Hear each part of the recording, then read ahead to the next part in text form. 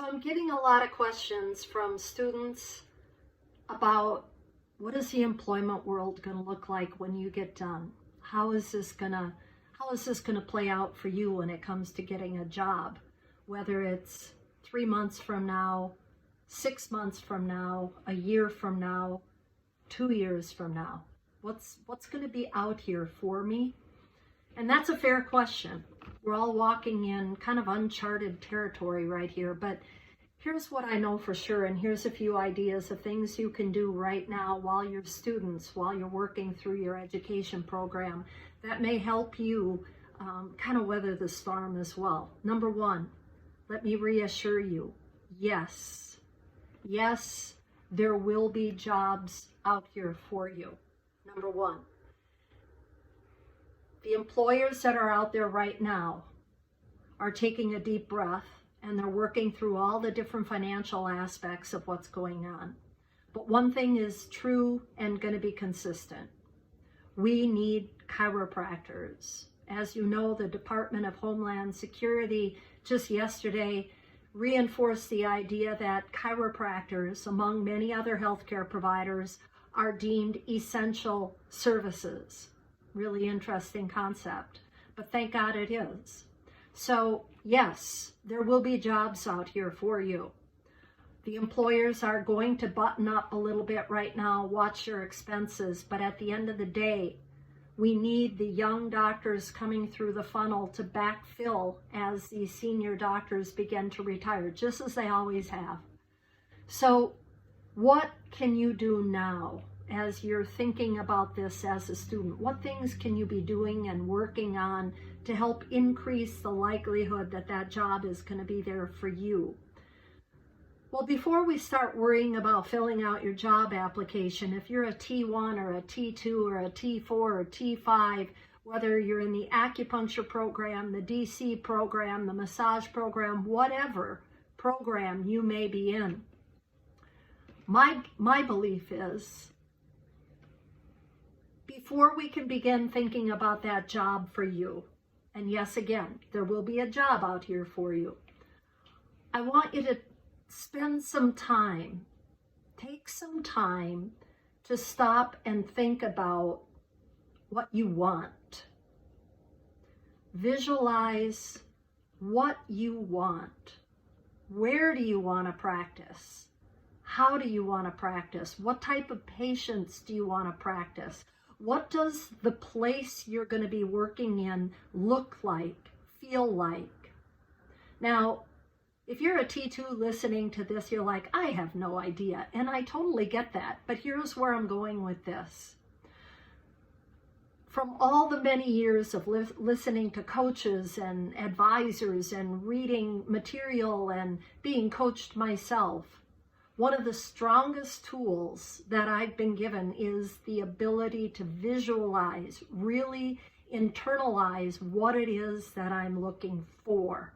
And this is oftentimes where I begin with a young graduate or a soon-to-be graduate who comes in and says, Kathy, what do you think of this contract? You might think that as a lawyer, my first response is, oh, let's dive in and take a look at the terms. Let's read the language. But instead, what I do is I turn the question around to you and I say, what do you think of this contract? I'm not the one that's going to be working for it. Is this what you're looking for?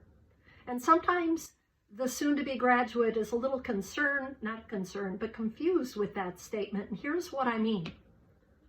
Is this what you've visualized? Geographically, is it where you want to practice? Is it where you envision raising your family if you have children? Finding a spouse if you're single and you're still in the environment of, hey, I'm looking for somebody to share life with. Is this the environment where you can find those people? Is this the part of the world or the country where you can do the things you love to do? If you love to hike and bike and camp and fly fish or scuba dive, whatever it may be that you love to do, is this geographic area going to give that to you? That's number one. Rule number one. practice where you want to live, and live where you want to practice. Now, I didn't create that. That came from a very, very smart retired DC, but I live by that. Are you looking at an opportunity that is geographically where you and your heart really want to be? Number two, is this the type of work environment that you want to be in? And here's what I mean by that. Is it a multi-practitioner environment? Is it DCs and acupuncturists and massage? Is it in a healthcare clinic with physical therapy? Or is it a standalone practice with one practitioner that you're going to be joining? Whatever the answer is, there is no right or wrong. What matters here is what works for you. So is this the type of practice you want to work in? Is it serving seniors? Is it serving children, moms with babies, athletes, general family? What is it? What is it in this practice that is pulling you toward it? That's really, really important for you to define. So if you sit down and take some time to just close your eyes and visualize, really feel the practice environment. And there is a exercise that I think I'm going to put on a video walking you through that experience of seeing your practice environment before you're even in the door. You've seen it in your mind. Other questions that you may want to ask yourself is, what does it feel like when you're in the practice? Who's working with you? What type of working relationship do you feel in that practice of yours? So this experience of visualizing where it is that you envision having a job is going to help you identify what you're looking for, where you're looking for it, who you want to be practicing with, and I believe you're going to know it when you see it.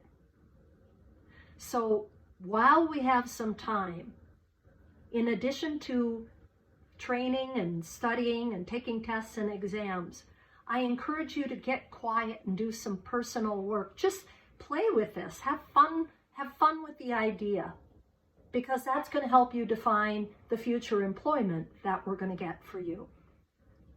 You know, here at Northwestern and in every university across the nation, the halls of every university are filled with the dreams and the visions of the people who walked those halls before you. What I would like for you is for your dreams, your vision, to be in the hallways as well. And we want to make those dreams come true. So it's important that you stay focused, that you continue to build on your inner self as well as the skill sets that you're developing. You represent the foundation of your profession, whether you're going to be a chiropractor, an acupuncturist, a massage therapist, or maybe you're a law student. You represent the future generations and the future face of your profession. Let's get there prepared, because remember, we're coming out of this thing, and when we do, we're coming out stronger than when we went in. Enjoy the day.